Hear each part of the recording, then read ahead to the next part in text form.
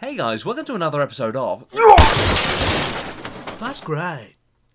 Hey guys, how's it going? So basically I'm using my webcam in this video because my other camera is on charge, so apologies for the slight lack in video quality, but I just want to talk about the World of Warcraft Legion announcement at Blizzcon. So basically they've announced all of the future patches, well, a few of the future patches and what's going on with the game, and I think it's pretty awesome, and you can tell that they're really starting to learn from their mistakes of the past. You know, they knew that Warlords of Draenor was a bit of a fuck up, so here they are correcting their problems one piece at a time. And so, for example, deliver a new content. Okay, one of the key goals for Legion is to make sure we're delivering a steady stream of content throughout the expansion. We want to make sure there's always something to look forward to.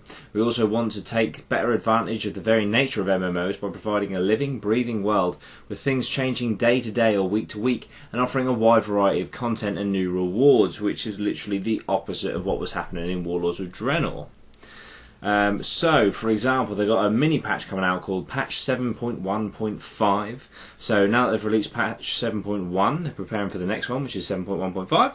And basically, that patch contains features like system updates, rewards, and evergreen content, things that aren't tied to any overarching story. So it's like a bonus patch. So, for example, time walking in Pandaria. So the time walking events, you can now do the Pandaria dungeons. Brawlers Guild Season 3. I know a lot of people like the whole Brawlers Guild thing. There's new bosses in that as well.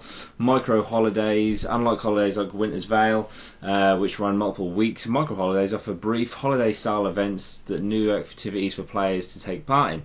For example, the citizens of Azeroth might be invited to celebrate a specific moment in their history for just a single day. These events are meant to be activities players can participate in for fun rather than for in-game change and rewards. So basically they're just trying to give you more stuff to do, so it doesn't feel like a linear, you know, you get to 110, you have to do this, do that, do the raids, game done. You know, they're offering lots of different things for the people to do.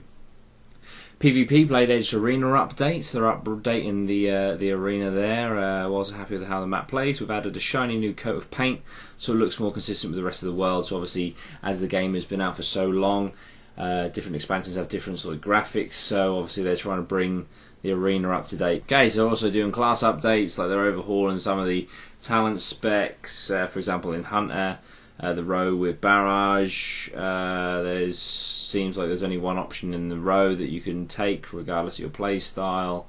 So yeah, so that's 7.1.5, so they're, you know, looking at little mini content patches and big content patches, which is 7.2, the Tomb of Sargeras, which is another raid, another dungeon, the Broken Shore, Legion Assaults, which is like just before Legion, but it'll be on the Broken Shore, so you go to Legion Assaults to take on the Legion in like massive world events, and then after that it becomes a 3-man scenario where you go up into the ships to then battle them. So it's just like more things for you to do again, and this is what's fantastic. This is them learning from Warlords of Draenor. So yeah, they're also bringing flying, whether you like flying or you prefer ground mounts, because obviously it makes the world seem a little bit bigger with ground mounts as opposed to flying. It kind of opens it up and makes that world feel a little bit smaller because it's so easy to get everywhere. But apparently this is done through the Broken Isles Pathfinder Part 1 and Part 2. So but it will reward Broken Isles flying account wide, so you've only got to do it on one character, so I guess it might be a bit of a grind in that case. So you also get an epic class mounts. There's loads of class mounts that have been released. I've got a Demon Hunter 110, and I personally think the Demon Hunter class mount is very, very cool. Some of them not so cool.